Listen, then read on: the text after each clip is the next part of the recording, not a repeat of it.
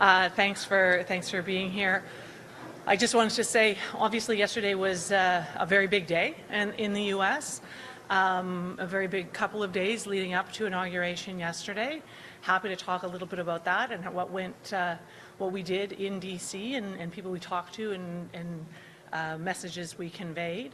But then, obviously, after the president took office, he issued a number of executive orders. He issued his trade memorandum, which we are looking at very carefully. And, you know, from my perspective, I think the most important thing that came out of that is that we have now moved from a more abstract discussion with the Trump administration to a very concrete discussion. That document lays out priorities. It lays out areas of study that are very important to him for his fulfillment of his trade and economic agenda. It's very detailed. There are many aspects of it that implicate Canada, and there are clear people within his administration who are responsible for it. So we have the framework and the tools necessary to now do, in a very concrete way, what we've been doing for months and months and months in a more diffuse way, which is talk about the Canadian value proposition with Americans and what we bring to the table to make sure that the Trump administration is able to succeed in its economic objectives. And there's an awful lot for us to bring to the table there. Thanks. Mary, you want to say Sure. I won't add much more to that because I look forward to answering questions. But just picking up on what Ambassador Hillman just said, we do have something very concrete to work with, and we look forward to doing that, particularly around trade and our counterparts in the United States to bring forward this work. And I think that once we embark on that work, we will begin to, do the serious work of what this enormously successful economic relationship is, and work together to make this economic relationship even more successful. As you heard the Prime Minister say this morning, there are many things that the Americans want. Top one being a dynamic economic success for Americans. And to do that, Canadians can very, very much be a part of that. So we're looking forward to doing that work beginning yesterday. Bonjour tout le monde. Ça fait plaisir de vous revoir. It's been a long time I've seen you guys. It's almost a day. Non, ça fait plaisir de vous voir. Écoutez, hier, c'était important d'avoir une voix forte à Washington. Vous avez vu avec l'ambassadrice Hillman, avec ma collègue Mary, on était au Capitole, l'ambassadrice et moi, lors de l'inauguration. Je pense que c'était un moment important pour que le Canada d'être présent, de parler. Moi, j'étais avec les gouverneurs, entre autres, différents dirigeants militaires. De leur rappeler que le Canada, c'est le partenaire de choix, le partenaire indispensable de la grande vision présentée par le président américain. Le président parlait de l'âge d'or des États-Unis, d'un pays confiant, d'une puissance qui va s'affirmer sur le monde. Et dans un dialogue comme celui-là économique, bien évidemment, si c'est bon pour les États-Unis, ça devrait avoir des effets positifs pour le Canada parce qu'évidemment, on parle de chaîne d'approvisionnement, on parle de résilience de nos économies, on parle d'énergie, on parle de sécurité. Vous savez, depuis le début, avec ma collègue Mary Ng, l'ambassadrice, on a toujours mis de l'avant trois choses: la sécurité de la frontière, l'Arctique et le Nord, la résilience des chaînes d'approvisionnement. Et c'est exactement ce dont le président parlait hier. Faire une Amérique forte, ça veut dire un Canada fort aussi. Et en même temps, parlant d'un plan de croissance pour l'Amérique. Alors, on ne souhaite pas une Amérique seule, mais une Amérique du Nord en premier. Que ce soit vraiment ça, la considération. Donc, moi, je pense que c'est important d'être là pour parler aux gouverneurs. Parce que, vous savez, les gouverneurs le comprennent mieux que tous parce qu'ils sont en première ligne. Et il ne peut pas y avoir de tarifs sans conséquences, il ne peut pas y avoir de tarifs sans impact, il ne peut pas y avoir de tarifs sans une augmentation des prix pour les consommateurs américains. So what I was saying, it's great to be back. Yesterday, we were in Washington with Ambassador Hillman. Mary, was important to be at the Capitol as well, to be able to engage with governors and a number of military leaders. We were in that room where everyone was gathered for that moment. But it was also a moment to remind our American friends, as we've been doing for months now, to say, I hope you're happy to see us, by the way, because we're your largest customer. We buy more from you than China, Japan, the UK, and France combined. And despite the fact that you have heard that message probably 100 times now, We still need to repeat it in Washington so that everyone's get it. And I could see governors nodding because they understand, they're in the front line of that. They understand that they won't be tariffed without impact. They cannot be tariffed without consequences. And they cannot be tariffed without costs for the U.S. consumers. So it was important to be there and reminding them that in the golden age, as the president presented it, of America, what's good for America should be good for Canada because of the integrated nature of our supply chain, whether it comes to energy, whether it comes to manufacturing. He insisted a lot about manufacturing, which, you know what? We've already started a very strong industrial base here in Canada, and the same thing when it came to critical minerals. I remember talking to one general, and I said, I hope you realize that the critical minerals you need in the missile defense system come from Canada. So, we are your partner of choice. I just don't want to be the friendly neighbor of the North, but we're the strategic partner of choice in the 21st century in a very turbulent world.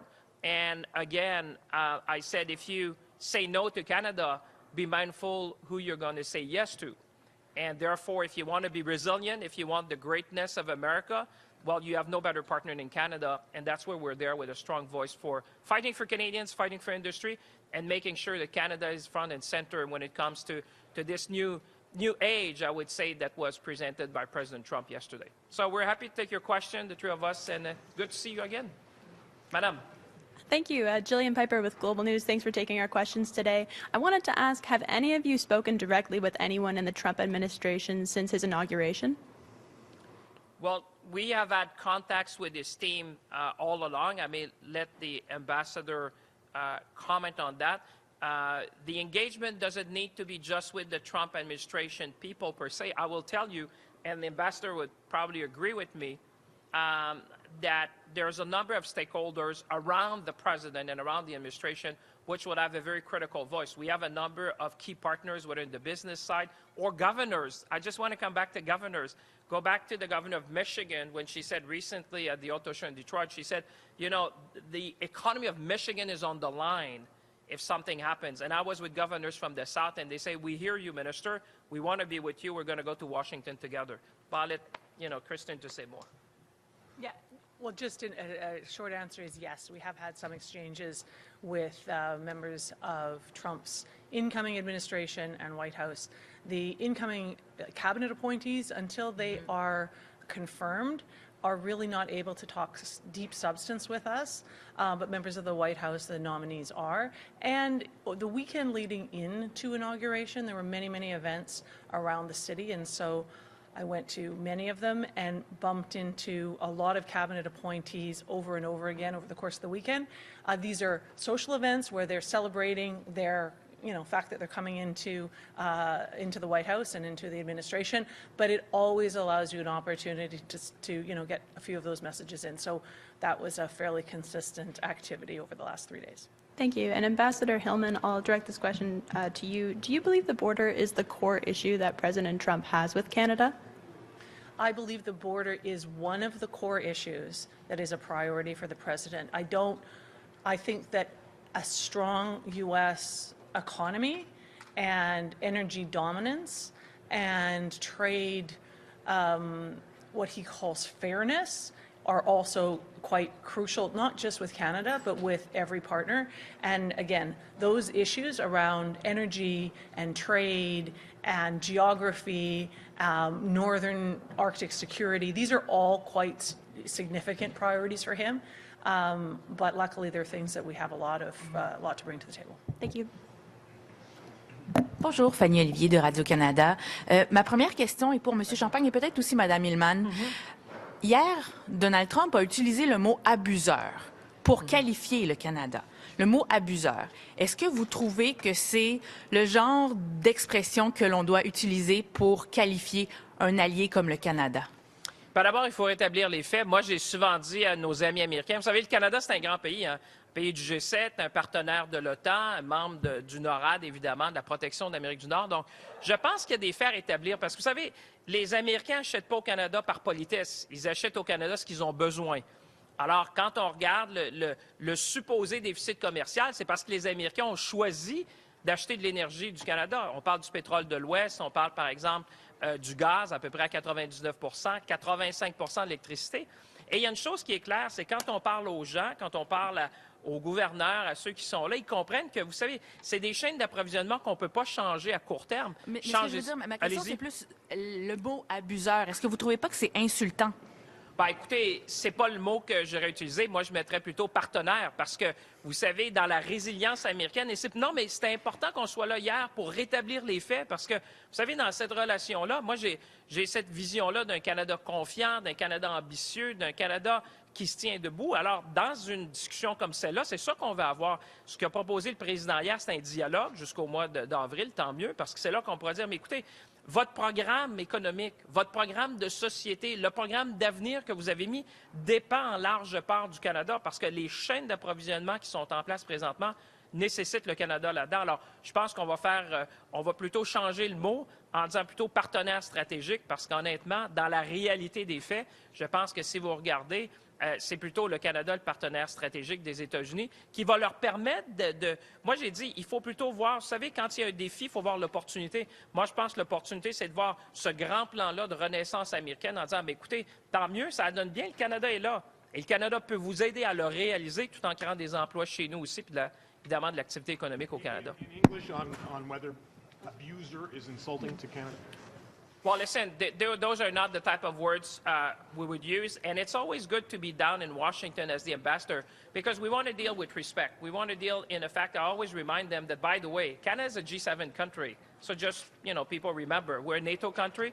We are your strategic partner of choice. And in this vision of a renewed America, of a golden age, as he said, they're largely going to have to work with Canada. When you think about the oil coming from Alberta, the electricity from different provinces, whether it's gas, I would turn that around and say, let's not look at threats but opportunities.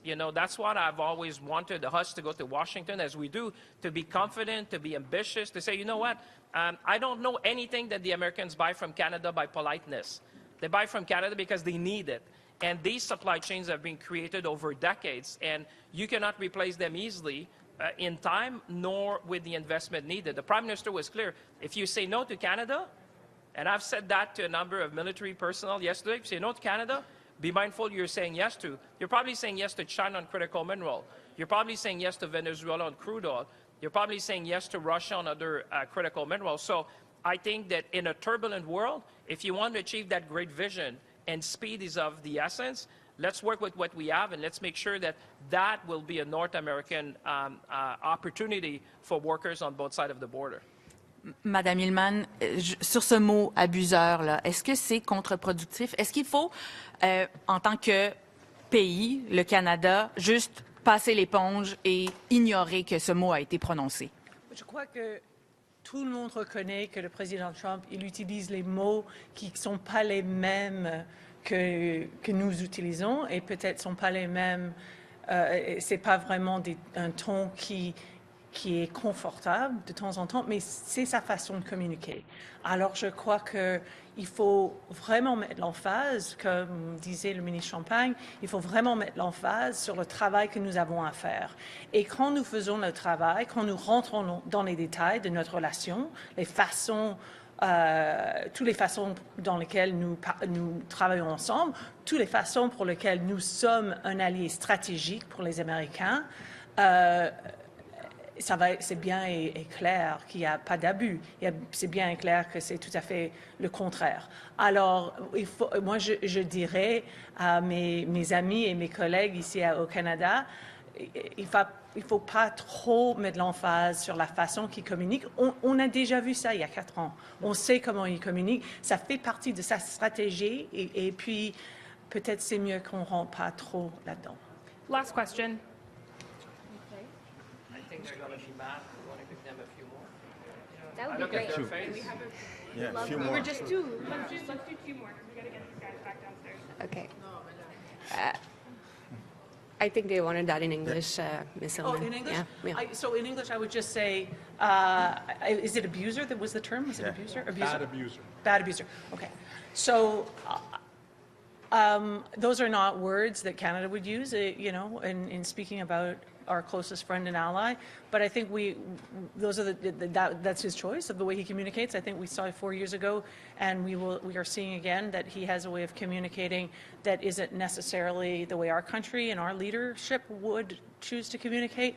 But I think it's important to recognize that it's part of an overall strategy, a bit of distraction, a bit of having people focus on a word that's being used and not on getting down to the work. And right now, we are able to engage with the Americans on the facts of the relationship, the fact that we are their closest economic ally, the fact that we will contribute to his agenda of energy dominance, the fact that we are a strategic ally geographically for some of the concerns that they have up north. There's an enormous list of areas that came out just yesterday of priority for the president that are very important to us. When it comes to our border, Canadians know the facts. There is no criminal trafficking of fentanyl to the United States from Canada.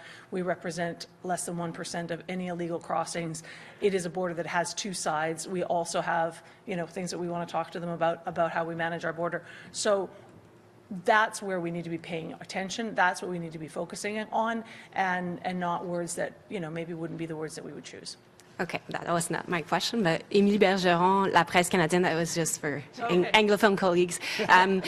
Donc, ma question, Madame Hillman, pour vous, vous avez parlé de choses concrètes que vous avez vues probablement, je devine, dans le décret pour l'étude sur le plan commercial jusqu'au 1er avril. Pouvez-vous aller plus en détail? Quelles choses concrètes vous voyez? Qu'est-ce que vous avez appris à la lumière de ce décret-là? Oui, absolument. Alors, il y a beaucoup de choses dans ces décrets, mais par exemple, ils sont intéressés à faire une analyse concrète sur l'état des deux frontières. Nous avons déjà commencé cette conversation. Nous avons des politiques qui ont été et des projets qui sont en train d'être mis en vigueur ici au Canada, 1,3 milliard de dollars.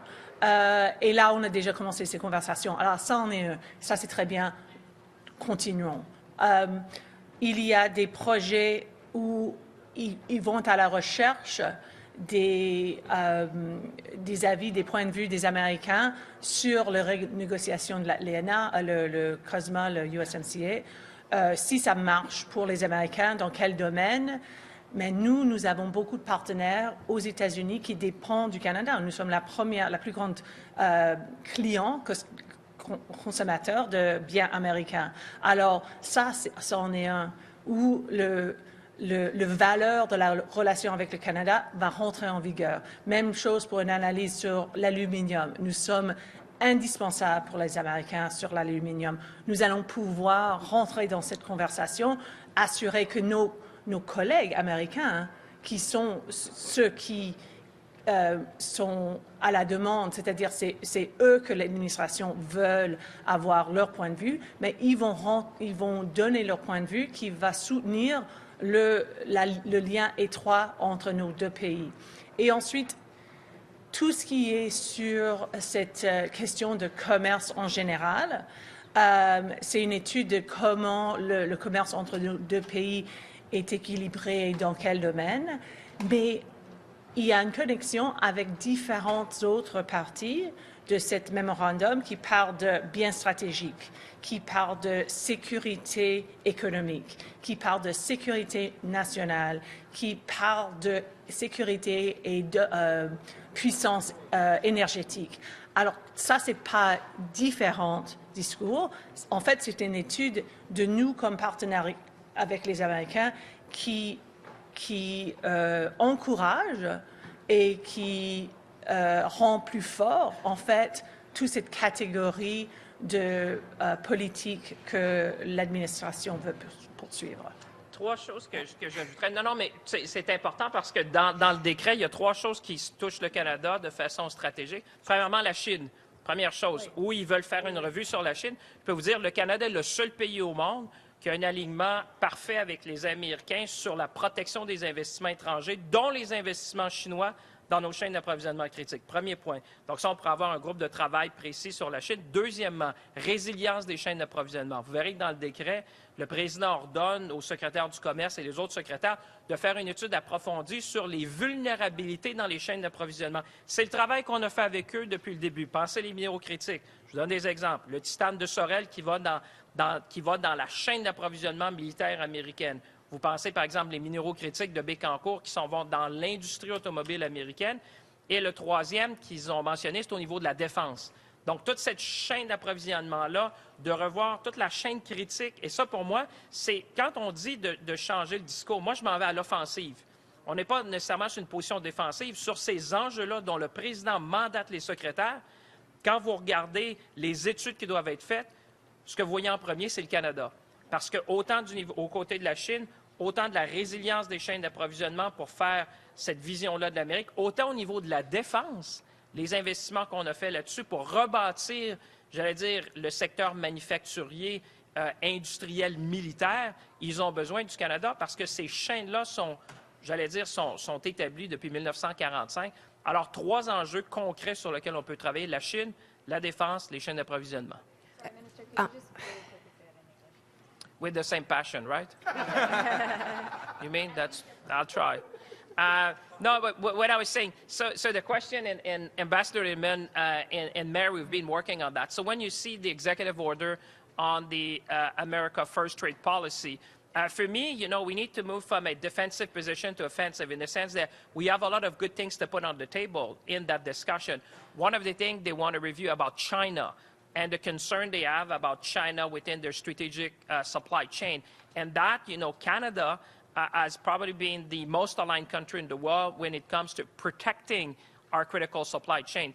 They do that in the United States with the CFIUS process. We do it with the ICA, which I'm responsible, where colleagues have seen that over time we have taken a number of positions, whether on research security, whether on banning certain type of investment, directing divestment, for example, in critical minerals to protect these critical supply chain.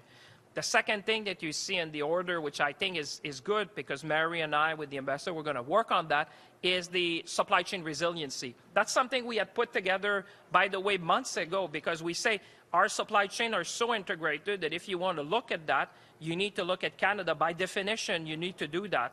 Just think about titanium, which is coming in the defense industry in the United States. Think about the critical minerals for a number of Think about the semiconductors. 80% of all the semiconductor manufactured in the United States are packaged and tested in Canada. I was so happy to remind them. Every time I go there, the governor said, by the way, I think you like semiconductors. You want to be nice to us because 80% of them are packaged and tested in Canada. And you know what? If you want to build one, it's going to take you a decade and probably cost $10 billion. So in the meantime, you need Canada to achieve that. And the last thing was on the defense procurement because these supply chains have been integrated since 1945, basically, where you'd be surprised how interdependent we are and interconnected we are in our supply chain to build the type of defense capability that's going to be needed in the world we live in. This will be the last question because we're running out of time. Donc, mon suivi, donc c'est pas la dernière question techniquement, c'est un suivi. Monsieur Champagne, vous avez dit tout à l'heure que c'est un dialogue auquel les États-Unis vous convient jusqu'au 1er avril. Ouais. Par contre, verbal, bon, ça c'est par écrit, que M. Trump, comme vous dites dans vos propres mots, vous convient à un dialogue, mais verbalement, il continue d'exprimer sa menace de tarifs avec une autre date, le 1er février.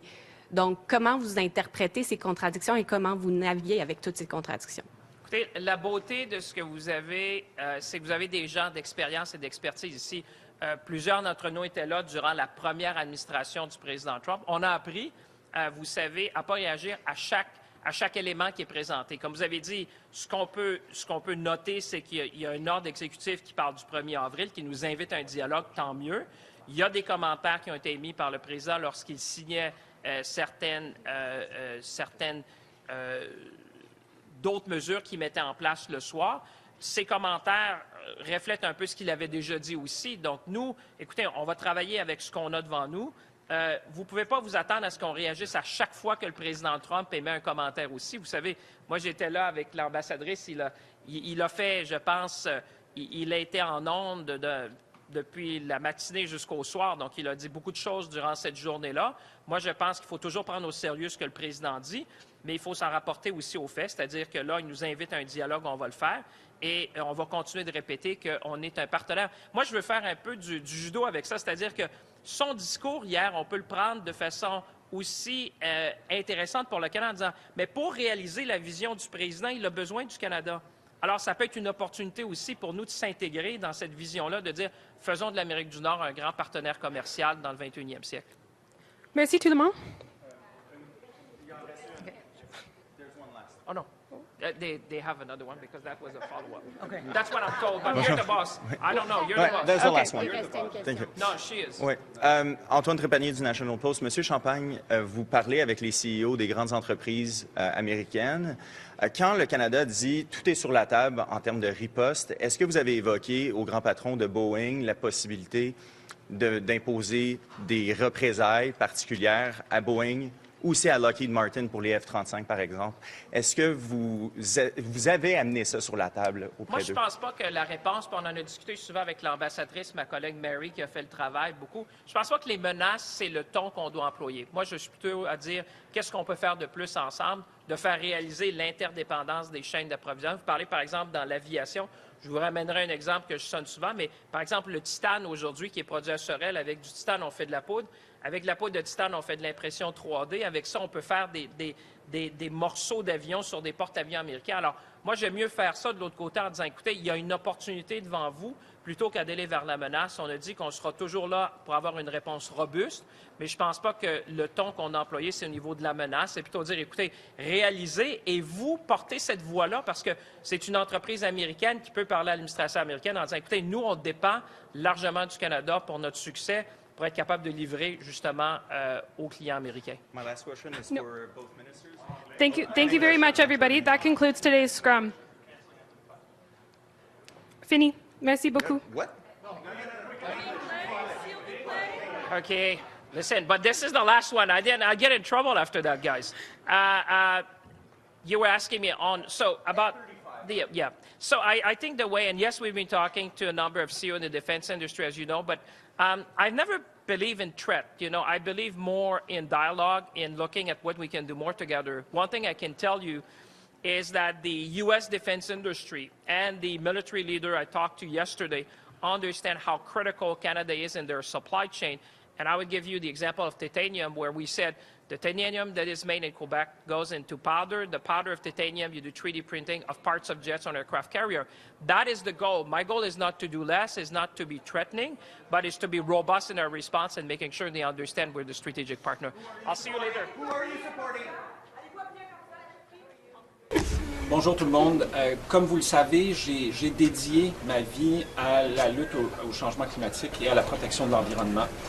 J'ai travaillé comme responsable chez Équiterre, chez Greenpeace, et c'est la raison pour laquelle je me suis lancé en politique.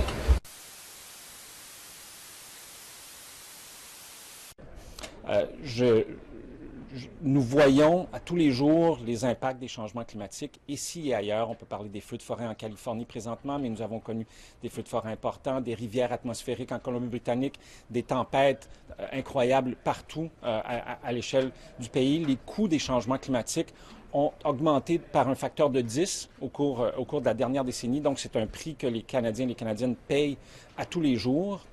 Et nous avons une décision importante à prendre dans le cadre de la course à la chefferie d'ici le 9 mars, c'est-à-dire qui sera la prochaine personne qui va mener le Parti libéral à la prochaine élection et qui est la meilleure personne pour faire face à un Pierre Poilievre qui, lui, refuse même de reconnaître l'existence des changements climatiques. Alors, je suis ici aujourd'hui pour vous annoncer que dans le cadre de la course à la chefferie du Parti libéral du Canada, je vais appuyer Mark Carney, que je connais depuis des années, qui a démontré à quel point il comprend bien l'enjeu des changements climatiques, mais aussi l'enjeu de la transition énergétique, l'enjeu des finances et comment on peut à la fois passer à travers des crises, que ce soit la crise financière de 2008, que ce soit le Brexit alors qu'il était gouverneur de la Banque de Grande-Bretagne, mais aussi sa vision sur la transition énergétique et comment on peut utiliser ça pour faire du Canada un pays plus prospère. Alors, pour toutes ces raisons-là, et pour le genre de planète que je veux laisser à mes enfants et peut-être un jour à mes petits-enfants, je vais appuyer Mark Carney dans le cadre de la course à la chefferie. Good afternoon, everyone. As many of you know, I've dedicated my life in the fight against climate change and in protecting the environment for Canadians. I have worked on this in my previous life before I was in politics, and in politics, obviously, it has been the cornerstone of just about everything I have done.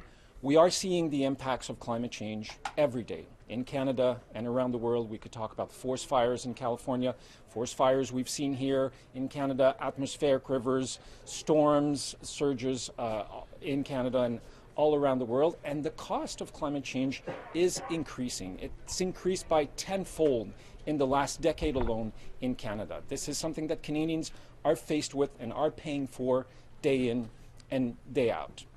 We have an important decision to make as part of the leadership race of the Liberal Party of Canada by March 9th.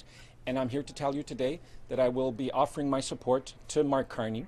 I've known Mark for many years. We've worked together on issues of green energy, transition, fighting climate change, and the role of the financial sector in fighting climate change. Mark has worked to mobilize actors all around the world. He's a special advisor to the UN Secretary General on the issue of climate change and green financing. He has the experience, he has the background, he's navigated crisis when he was at the Bank of Canada, the Bank of England, and I know he's the right person to help bring us into the next phase of our work to support Canadians, to build a strong economy and to fight climate change. Thank you. Merci. Are you okay with getting rid of the carbon tax? As I said yesterday, my statement to many of you yesterday was a difficult one. I continue to believe that the consumer price on pollution is one of the best tools we have to fight climate change. It's not the only one. We also have an industrial component to it, to carbon pricing, which is very important, which gives us the bulk of our emission reduction. But our plan is not based on one single measure. Our plan to fight climate change is based on 100 of different measures that we've put in place. And I will continue to work with Mr. Carney to ensure that if we don't go ahead with the consumer carbon price, that we have something else in place that will both help Canadians with affordability, but that will also help us to achieve our 2030 targets. Avez-vous des garanties de sa part sur le fait qu'il justement il y aurait quelque chose de au moins équivalent en termes de montant de mégatonnes là, qui pourrait être économisé? Là? En fait, oui, j'ai eu plusieurs conversations avec Mark et son équipe, et il l'a dit lui-même la semaine dernière, il l'avait déjà dit dans le passé, si on veut enlever un élément du plan d'action, il faut le remplacer par quelque chose qui va être au moins équivalent en termes d'efforts et de réduction des émissions de gaz à effet de serre. Et ça a été une conversation qui est très facile puisque Mark et moi, on voit beaucoup les choses de la même façon sur cette question-là de la lutte au changement climatique, du rôle du secteur financier, de l'économie du 21e siècle. J'ai eu l'occasion de collaborer avec lui à plusieurs reprises et c'est pourquoi je suis ici pour lui offrir mon appui aujourd'hui. Is there anything that's as effective or more effective than a consumer price on carbon? Well, yes, obviously the industrial price on pollution is more effective because it gives us 3 times more emission reduction. So one obvious answer to if we don't move ahead with consumer carbon pricing would be to tighten a system that we already have for large polluters in the country. That's certainly an avenue. There are other things we're working on, we're deploying. A cap on pollution from the oil and gas sector will be a key component of our tool to ensure that every sector of the Canadian economy, whether it's the aluminum sector, steel sector, auto sector, or oil and gas sector, does its fair share when it comes the time to reducing pollution. How did the Liberals lose so badly on policy that's been around for 5 years? What went wrong?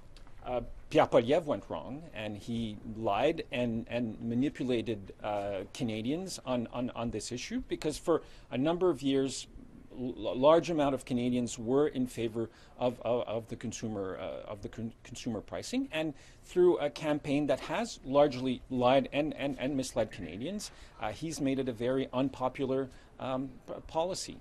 Considering the fact that you're not very popular in Western Canada, especially in Alberta and Saskatchewan, how is your support going to benefit Mr. Carney in this race?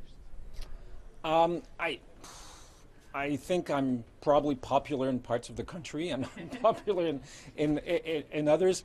I'm not sure I'm the best person to answer that question. I'm going to do everything I can and help in any way I can to make sure that Mark Carney is the next leader of the Liberal Party, and then help make sure that we win the next election campaign. On the emissions cap, are you concerned that Mr. Carney has not proven himself in the House, has not proven himself in a campaign, to throw your support behind a man that's not shown that he can actually win anything for the Liberals? No, I'm not concerned about that. Is the consumer carbon tax sufficient? Why are you not concerned about that?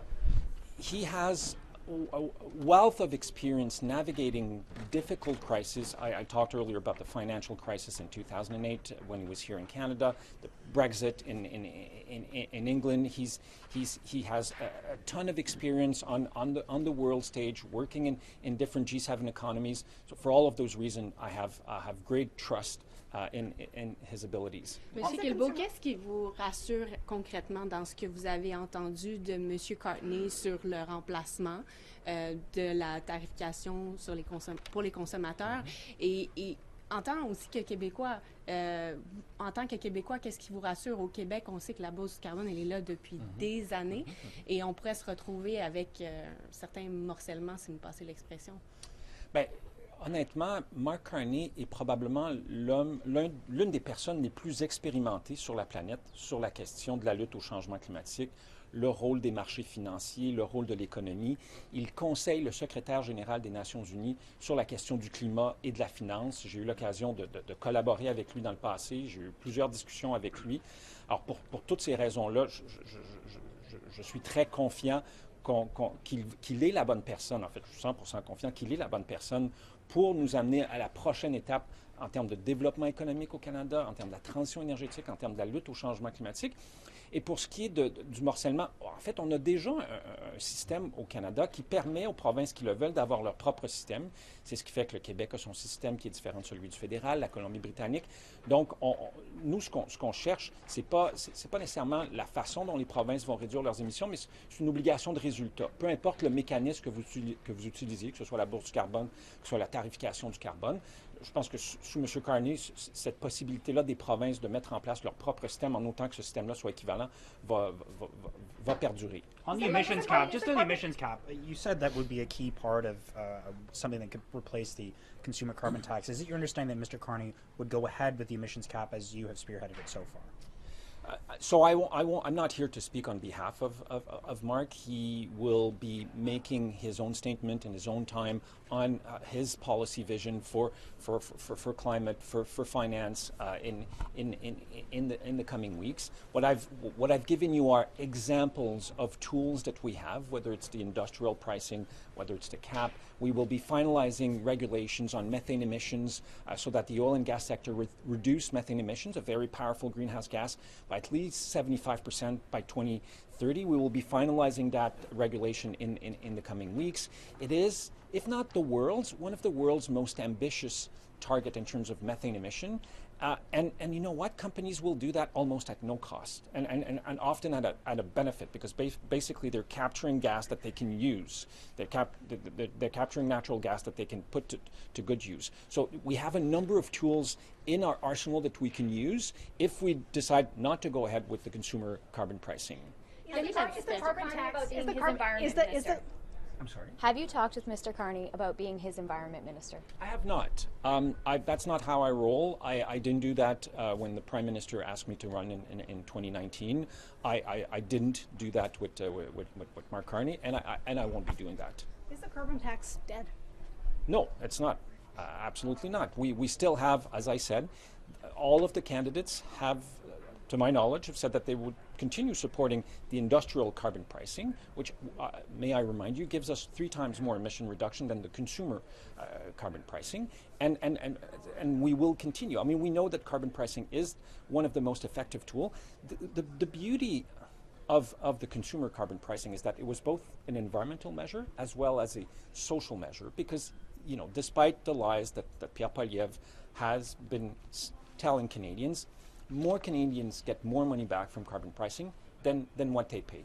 And so if we remove that, we not only need to replace an environmental measure with another one that would be equivalent, but we also need to find a way to continue supporting Canadians in those times of challenges with affordability and cost of living issues.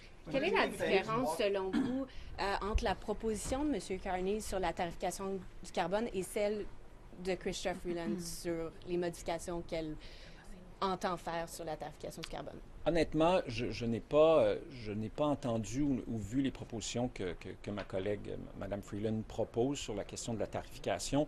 Alors, je ne peux pas répondre à cette question-là. Ce que je peux vous dire, moi, c'est que la personne qui est, à mon avis, de loin le mieux placée pour articuler une pensée, mais aussi une action concrète sur la question du rôle de la tarification du carbone, du rôle des marchés financiers dans la lutte au changement climatique, c'est Mark Carney. Peut-être juste revenir sur les tarifs douaniers possibles qui pourraient être imposés au Canada. On a donc 2 dates butoirs là, qui s'affrontent, le 1er février, selon les paroles de M. Trump, et le 1er avril.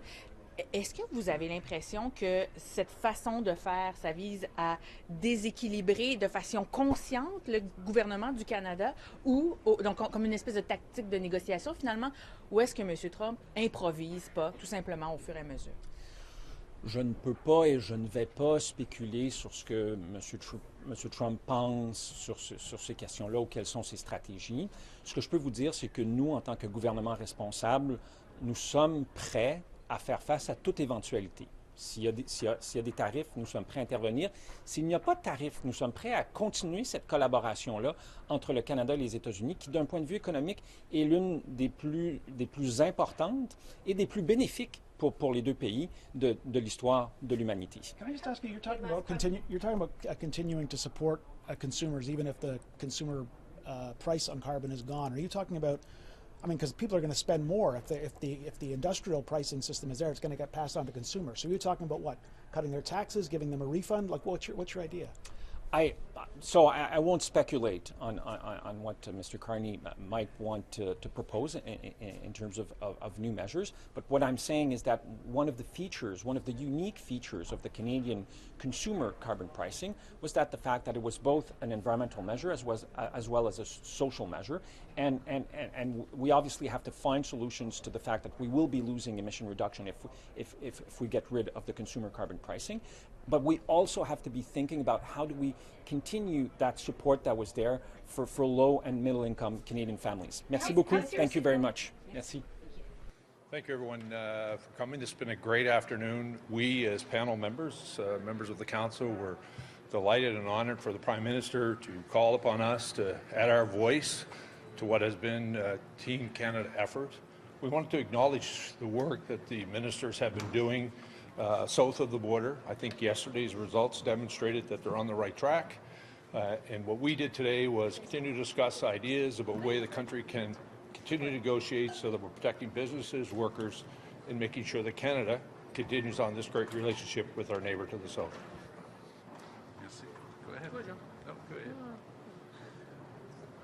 Well, I think it's been a unifying meeting on behalf of those who've been asked to, of course, to contribute to this effort on behalf of the country. And I think what the Prime Minister and his ministers were able to hear is that all of us who have been asked to participate bring different perspective, but ultimately we care about the greater unity of the country, but equally how we're going to deal with this tariff if it should be implemented. And there's unity of purpose, but equally so, we want to ensure that we continue to work in harmony, again, in the long term, to build that solidarity we have seen here today, but also thank the ministers and the Prime Minister for the incredible work they have done. And we'll continue to, of course, to be ready to help in whatever way we can, given our expertise and our background. Thank you. Alors, bonjour. Alors, aujourd'hui, ça a été l'occasion d'échanger sur notre lecture à nous de ce qui se passe sur le terrain, les conséquences, les perspectives de négociation pour la relation. Et ça a été, honnêtement, une très bonne discussion. On sent qu'il y a beaucoup d'expertise, mais également de connaissances sur le sujet. Évidemment, le contexte est particulier, parce qu'il faut composer au jour le jour avec ce que M. Trump évoque. Alors, dans la journée d'hier uniquement, dans la première édition du discours, il nous parle d'une démarche pour faire une évaluation des échanges commerciaux. Là-dessus, on ne peut pas être en désaccord. Une lecture commune, un état des lieux, ce serait utile. Et pour le Canada, voilà une belle occasion. Et après ça, en fin de journée, on nous lance le 1er février comme date butoir pour des tarifs de 25 %. Il en ressort un sentiment qu'il y a dans le gouvernement Trump un dilemme. Ils ont un dilemme, un vrai dilemme. Ou ce sera un agenda de croissance économique, ce qu'il a déjà annoncé pour réduire les impôts, déréglementer, réduire la taille de l'État, ou des tarifs. Mais des tarifs, c'est le contraire d'un agenda de croissance économique. C'est exactement le contraire. Des tarifs, c'est une augmentation du coût de la vie, c'est l'inflation, c'est l'augmentation des taux d'intérêt. Alors, ce qu'il faut en décoder aussi, c'est qu'ils ont leurs propres contradictions et ce sera à nous de composer avec ça dans la perspective de défendre nos intérêts. So the Americans have their own dilemma. The Trump dilemma is what I saw yesterday. The speech, inaugural speech about a process that makes sense. Canada can disagree with the fact that we should sit down and look at what the trade relationship is. We welcome that. And then later in the day, the 1st of February, and a 25% tariff. It doesn't make sense. It doesn't jive. And I think it speaks to a dilemma of the Trump administration of either pursuing a growth agenda or the tariff agenda. And the tariff agenda is the contrary of economic growth. So there's a lot of work to be done. We're very flattered, all of us, to be part of any work that we can do to support our country. All right, let's keep it to one question per journalist, une question par journaliste, et puis il y a un second groupe par la suite qui va répondre à des questions. There's also a second group that will answer afterwards. Thank you. Hi, Sarah Ritchie with the Canadian Press. What are you being paid for your participation on this? No pay for the participation. We all volunteer to do this. I'm sure there may be some expenses to be covered by the government, but we're volunteering to do this on our own time. Thank you. Jillian Piper with Global News. Mr. Charest, you're a businessman. I'd like to ask you this question. The Bank of Canada is estimating that if Canada places matching tariffs on the U.S., that the Canadian GDP will go down by 6% and that the loonie will go down by 25%. How devastating do you think this will be for the Canadian economy? Well, the more recent study I saw was a 2.6% reduction in GDP if it's a 25% tariff scenario. Also a 1.6 reduction in U.S. GDP if that were the case. So the sum total of all this is that we're all going to suffer. It just doesn't make sense. So let's move to the real question. What is it that the American administration, this administration, wants? What is it that they need? What does Canada have that the Americans need and want, and that where they can't easily find any substitutes? And then we can have a good discussion, and that'll meet our respective interests. All other scenarios, I mean, the Bank of Canada will be meeting on the 29th of January. We'll see what their policy will be. Inflation today came down a bit lower than what they we're anticipating at 1.8%. American inflation's at 2.9%. So, you know, there's still a debate in the United States of what they're going to do with their own interest rates, and that we know will be of great interest. Now, interestingly enough, both federal banks, both central banks will be meeting on the same days and delivering decisions on interest rates on January 29th. Stay tuned. The Prime Minister spoke about supports to help businesses and consumers if Canada does decide to move ahead with tariffs. What kind of support can the government give to businesses to help them sort of stay afloat and deal with some of the impacts of potential tit-for-tat tariffs? I think we've seen through the pandemic, both the federal government and provinces work very well together to ensure that businesses are going to survive, but also workers were able to stay with their employers because of the challenges that they face with. And I think if we should face the same degree of pain that will come when the tariff is implemented, I think the government needs to be generous as to how it supports business, but equally how it supports workers in the community in which they live in. We're hoping this will be short, but the reality is it's not about the business, but the investment that needs to remain in the country, and the business that needs to remain strong should we come out of this the workers will have a place to go back to, but equally, how do they feed their family, how do they pay their rent, and more importantly, how are they going to maintain a commitment to their employer. And I think we need to ensure we are balancing all those things. I think some provinces are already thinking ahead, but the federal government needs to be generous in regard to how it's going to respond when that moment comes. Should it happen, how we support the country to keep the country together, but also to keep business and the workers together to make sure they will be there with the skills and the necessary know-it-all to make sure we're going to continue to build a strong economy going forward. Bonjour, Fanny Olivier de Radio-Canada. Ma question est pour M. Charest. Vous parlez d'une contradiction qu'il y a entre la date du 1er avril et celle du 1er février. Comment est-ce que vous vous expliquez cette contradiction-là, ce dont M. Trump a parlé hier? Est-ce que vous pensez que c'est une tactique de négociation ou c'est juste une incohérence de sa part? Je n'ai pas d'informations privilégiées sur l'apparente contradiction. Alors, pour être clair avec vous, là, je vous donne mon intuition. Il y a à l'intérieur de l'administration Trump des débats sur l'utilisation des tarifs. Et il y a un dilemme. Clairement, là, les économistes, pas besoin d'être économiste pour comprendre ça, là. Il ne peut pas faire à la fois un plan de croissance économique avec la réduction des impôts, des réglementations, réduction des dépenses, et en même temps faire des tarifs. Ça ne marche pas. C'est une contradiction nette. Alors hier, dans la même journée, ma réflexion à moi, l'écoutant, je me suis dit, bon, son discours qui a été préparé par son équipe annonce un exercice pour faire un état des lieux. En passant, c'est plein de bon sens. Avant de bouger, on va au fond des choses, on s'informe, on a une lecture claire de la réalité. Alors, je me suis dit, bravo, le Canada y participera de manière volontaire. Et après ça, en fin de journée, on dit, ben, le 1er mars ou le 1er février, pardon, c'est 25 ben, ça ne marche pas. La personne qui a aidé à écrire le discours n'a certainement pas été consultée sur le 1er février. Ça se peut pas. Il n'aurait pas dit ça. Alors, il y a un dilemme. Le dernière remarque, M. Bessent, qui est son secrétaire à l'économie, équivalent de ministre des Finances, témoignait devant le comité du Sénat la semaine dernière. On lui a posé la question sur les tarifs. Il répond ceci, ça sert à quoi les tarifs? Il dit 3 choses. 1, remettre à niveau les relations économiques entre 2 pays parce qu'il y en a un qui abuse de la relation. Alors, on fait des tarifs en réponse à un abus de subvention. Deuxièmement, ça sert à ramasser de l'argent. Ce à quoi croit beaucoup M. Trump. Il crée même un ministère du Revenu extérieur. Troisièmement, c'est un outil de négociation. Ça, c'est l'opinion de son ministre des Finances. Alors, il me semble qu'il y a là-dedans un autre reflet de ce qui est le dilemme de M. Trump.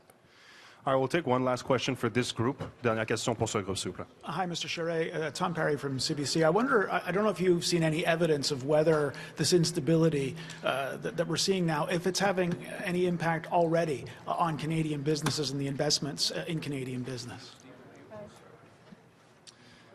Listen, I think anytime there's a level of uncertainty, capital uncertainty, plain and simple, they want to make sure that where they're investing, not only in our economy, but the American economy. So we've seen some of it. I think you've seen on the ground in terms of individual businesses are making decisions, waiting to see what's coming from the U.S. I think many more of them are optimistic, though. You know, we continue to have this debate as if it's a 25% tariff coming on. We don't know that. We've seen positive signs yesterday from the president when, you know, in his inaugural speech, he barely mentioned the issues here. He did later on. In the Oval Office, I think we overreact to that. I think we need to really wait to see what he's going to do. And I think the business community is optimistic that the current government will be there for them, continue to find a way to make sure that if this happens, how do we mitigate it?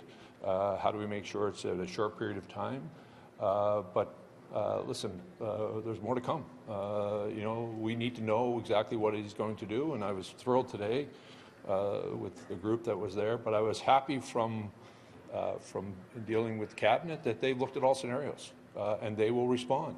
They prepared for 25%, but they've also prepared for other outcomes. And I think Canadians should be reassured that their government is ready to respond and ready to work with the Canadian economy to continue to make sure that we move forward.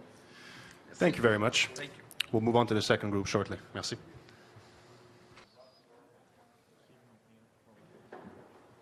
Who first? Do you want to do a double mic here? Would you you guys want first? Okay, well, I just want to start by saying we are really happy to be here. This is such an important moment for Canada, and Canada is obviously facing many challenges, and we as a group are really happy to be part of the solution to those challenges. This is such an important moment for Canada, and it's really important that we come together and all Canadians come together to support our future. And we'll just take whatever questions you have for us. Hi, Arlene. I guess my question is, what are your thoughts on Kevin O'Leary and his advocacy for Canada? I don't know, at Mar-a-Lago. What do you make of him on Fox News and at Mar-a-Lago and mingling with the incoming Trump administration? Do you think it's helpful? I don't know that it's helpful. I don't believe it is. I mean, Kevin O'Leary isn't authorized to speak on behalf of Canadians, and I frankly don't believe he is speaking on behalf of Canadians with what he's saying. I mean, if he was negotiating on our side, I think that would be, you know, totally fine, but he's not. He's negotiating against us, so I don't think it's a helpful solution right now.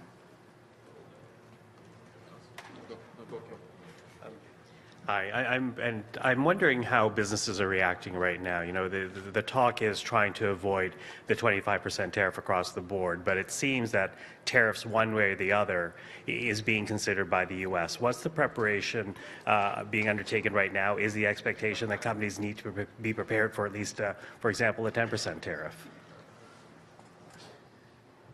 First of all, let me point out in terms of our group, the group is not a political group. Let's just say that. We're here on behalf of all Canadians, regardless of political stripe. And so as a business person, my company, for example, I started a company 22 years ago with one employee. We have 4,400 people in our group today. And my job is to protect the livelihood of those 4,400 people. That is it. That is our responsibility. So as business leaders, that's what our responsibility is. That said, when someone make a threat to your livelihood, you can't take it lightly. We can't sit here and say, let's see what happens and let's respond. But we've seen this movie before. This is the second time we've seen it. And we now are developing, we have a playbook, and we're essentially modifying the playbook, dusting it off, and we're going to enact the things that we need to do to protect our livelihood and protect our economy, and also, most important, protect Canadian jobs. I'm sorry, what does that mean, though? What does that look like? Well, first of all, there's a lot of great things that we have here in Canada. We have some of the best companies in this country, some of the best. So the impression that people are putting out there is that if this happens, we're going to be crippled. Well, we're not going to be crippled. We're not going to sit here and not do something about it, but we have to recognize the fact that the U.S. does an incredible amount of trade with Canada. We have resources that they absolutely need, and this is the closest place they also can get it from. So there's a lot of levers that we have to defend ourselves and to retaliate, but that's not, you know, the government will do what they need to do. But at the end of the day, we have a lot of opportunities here to make this country better and to galvanize Canadian. So specifically in terms of what we're going to do, well, there's a lot of levers that we can pull, and we're just looking at everything. I think just to answer specifically on what are businesses doing across the boardrooms across this country, people are trying to consider exactly what the implications of any range of tariffs might be on their business and how they can counter those in terms of the impact they might have on their business. So I don't know a business that isn't thinking right now about what does this mean? How can I make sure that I'm ready for it, and how can I keep my business safe and secure into the future? And that means thinking about all ranges of tariffs and all types of tariffs. And, you know, the uncertainty is what it is. We don't know what it's going to be, but if you're a good business owner, you're definitely thinking about this. Yeah, I'll just add that I think definitely businesses are looking at like supply chain. Where are they currently sourcing goods, and do they have to look for other opportunities? Looking at new partners, other potential new trade partners, and also strategy. So, you know, we have some businesses in our organization who were looking to potentially enter into the U.S. market, and they're definitely reconsidering whether that's an option for them moving forward. Hi, Michael Couture with CTV News. You talk about how none of you are political, but this is very clearly a political fight. And you are dealing with an administration, regardless of the playbook that we have, they may not play by the same rules. So I guess my question is, how do you make the business case against tariffs when you consider that this administration is seemingly willing to accept damages against its own economy and ignore all of those rules that all of you play by? Well, at the end of the day, you're right. We're not fighting the American people or against the American people. This is, as you mentioned, an administration issue. The fact of the matter is that I think ultimately we have Congress and they're there for a reason. I think we have business leaders in the U.S. that ultimately will be impacted by this in a negative way, and they'll speak up. I don't really think that this is going to be a runaway train. I think ultimately when people start to see the negative impact of the policies, they will stand up and they will start to do something about it. I mean, businesses in the United States. Guillaume Saint-Pierre, Journal de Montréal. I'm just curious to hear you as business people, what you think about the federal government's response until now. Do you think it's under control as much as they can, or like, do you feel that we're missing something, any blind spots, anything we could do better? I feel like the federal government has done an excellent job of putting together the Team Canada people that it has at the table, but also getting everybody galvanized very quickly to, again, what is an uncertain, terms of tariffs that's going to happen for us. But, if we really think about, has the federal government done enough? The federal government is doing everything it can do right now with what it understands to be happening right now, and it is trying to prepare for any inevitability of what that might be. But there is another party at the table that also needs to be galvanized, and that's the Canadian people. We need Canadian businesses and Canadian people to stand up as well. So it's not just about Team Canada and the government, it's about all of us representing our country, standing strong for our country, and making sure that we're doing everything we can to protect the interests of Canadians as best we can. And I think that is really what's at play here. All right, we'll take one last question. Une dernière question, s'il vous plaît. Merci. Well, it seems that there's maybe one person missing at the table. It's a big province, Alberta, Danielle Smith. What do you think about how she's been playing the game right now? I'm an Albertan. I think that it's really important that we all speak together as one voice. In this situation, this isn't about any provincial interests. This is about the interests of us as a nation. And I think it's incredibly important that we absolutely negotiate as one nation together. So, it's what's happening right now. I'm hoping that she will come around and see it that way, because it's in all of our interests if she does. Thank you very much, everyone. Merci beaucoup.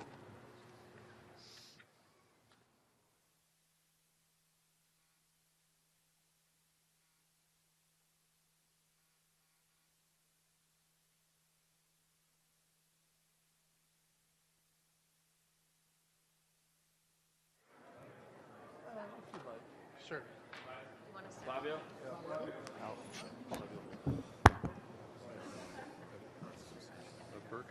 Yeah, I got that, yeah. Okay. Yeah. We good? Steve, you forced me to stand here. Why don't you ask me a question? Okay, what do we do? What do we do? Well, what we don't do is panic. What we do is lean on the lessons that we learned in 1.0, which is there was an executive order yesterday. If you read it, he's instructed his Secretary of Commerce to come back with reports, probably the same as last time, Trade Expansion Act, Section 232. We'll hear soon enough. What we don't do is always react when he has a little bit of a press availability. He says, probably, maybe February 1st. He's instructed his government April 1st, and we know the process there. We know what those investigations look like and what statistics they're going to collect. And if it's across the Canadian industry, I think it's incumbent on us to try to mimic that process and figure out what's going to be presented to him. So at the very least, we know the math and science that he has available to him. The art, well, the art is a little bit of a dance, and he's a pretty good dancer, and we'll figure out who amongst us can keep up. Have you seen any evidence that Canadian businesses are already suffering, that there's a reluctance to invest in Canadian business because of the uncertainty at the moment with the new administration? What we're seeing in the business sector that I represent is if someone can delay a decision, then they are. If people have invested or started investments, you've seen a lot of investments in this industry committed over the last 24 months, those are still going ahead. There's a lot of things that, that articulate the value proposition for a company, and it isn't always just a posture of the President of the United States who might want to build a tariff wall. It's what does the market look like, and if that market is still strong in buying those products, I think what the President says becomes part of the portfolio of how they make those decisions. If you haven't started, you probably are likely holding on. And it would be prudent, and I think your investors, especially for publicly traded companies, their shareholders are probably expecting them to, if you've got the time, then use it. Do you think that's the point? Do you think that's what Trump is trying to do? I don't know if anybody here knows what Trump is trying to do, but the net effect of what he does is to create uncertainty for allies and adversaries alike, and try to create at least a narrative of certainty for American interests. I take your point of... should be lobbying for some kind of carve-out, if these tariffs go ahead, some kind of carve-out for the auto sector, because it's so closely integrated, it'd be very difficult to apply those tariffs. Should be looking for an exemption in the same way Alberta's looking for an exemption from energy products. Not at all. I think we're so completely integrated into the U.S. economy. It cuts both ways. Anything you do to the value proposition of making cars in Ontario is going to hurt Michigan. Probably going to hurt Michigan and Ohio and Pennsylvania and Illinois and the automaking states in the U.S. Southeast. So we shouldn't be looking for a carve-out. I think we should let Team Canada balance what cards we play because, that hurt in Michigan. Not that anybody's looking forward to it because Canadian companies are heavily invested in the U.S. 156 parts suppliers, manufacturing facilities in 19 U.S. states, employing 50,000 Americans. If they hurt us, they're going to hurt themselves. I'm not sure that we need to go cap in hand to them now. I take your point about not overreacting to something that Trump says sort of off the cuff. But we also know that this is part of his style. It's part of how he makes policy. So how do you decide what to react to and what not?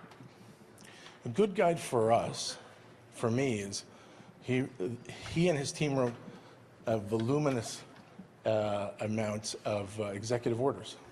So I'll read those, because those are the actual instructions from the Office of the President through the rule of law on what the executive intends to do. And then also, I think if you read very closely, a lot of those have stepped over into congressional authority. So I'm also expecting that the American political and legal system and its government, government officials at all levels are going to ask for that clarity. You can only do that based on what those instructions are. He said a lot of things in the first round. He accused Ted Cruz's father of helping to kill JFK. So we didn't all run and investigate that because that's just who he is. I think we just have to get used to the fact that he's not going to change and he's not going away. And what I saw in Washington yesterday, and when I go speak to Americans in the political sphere rather than the industrial sphere, is there's a real movement around that personality. People in all ends of the economic spectrum with their MAGA gear on, and really believing some of the core principles that start with America's back, and the confidence that comes with that posture. And I think we can't ignore that. Does a Captain Canada emerge? Are there Captain Canadas? In 1995, Jean Charest emerged without being the quarterback to become the one who did that. And I think Doug Ford has played that role in some cases, and I think some of the people that are in this room, François-Philippe Champagne is another one there. I don't think those Canadians have revealed themselves yet. We're going to go through some really tough times. Let's listen up. Might be Danielle Smith. You know, it really depends. We haven't played those cards yet. We actually don't have anything to respond to yet. It's coming April 1st or maybe February 1st.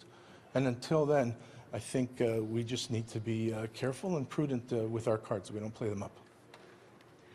Flavio, beyond the tariff threat, we do know that Donald Trump is pulling the United States out of the Paris Accord. Yeah. We also know that he's pulling back from commitments to EV vehicles. Does that force a rethink of strategy here for the auto industry? Well, the investments in EVs are made by, ironically, foreign companies here, in partnership with two levels of government and with the support of the auto sector, the auto supply sector, and the raw material sector. You know, those are questions I think that need to be answered in Nagoya and in Tokyo and Dearborn and Detroit. Those companies are also watching their prospects of competing with China become a little bit tougher with some of the things that the president has written out yesterday. One of the executive orders says we're going to do away with a $7,500 purchase incentive that Canada fought really hard to become part of. You know, Buy America became Buy North America. He also said he's going to abandon the principles of the IRA, the investment into that space. Those companies are going to have to answer to their shareholders if they don't go where the consumer wants them to go. And in as much as the consumer is going to drive this, and the option is Chinese, and the batteries are Chinese, and all of the stuff, the connected autonomous technology, the AI machine learning that comes from being able to dispatch energy in things like batteries. I think a lot of the response is really going to come from U.S. industrial interests. What do we prefer in Canada? Look, the biggest companies in the automotive space that are Canadian are suppliers. Suppliers just need volume. You're going to make something, make 300,000 of them, and then those are healthy value propositions for the companies and the workers in those companies. The first word has been said on that. I think there's going to be lots more before the last one. We'll take one last question. Une dernière question. Merci. Just curious, what do you think about this idea of just slapping high tariffs on Tesla just to make them think twice? I think that's an itch a lot of people like to scratch because they particularly don't like the leader of that company. But I do think that it's one of those things, like every other move, that we need to balance with what are we going to get out of it. And if that's a card that is worth playing, then maybe people like me shouldn't talk about it. All right. Thank you very much, everyone. Thank Merci you. beaucoup. Thanks.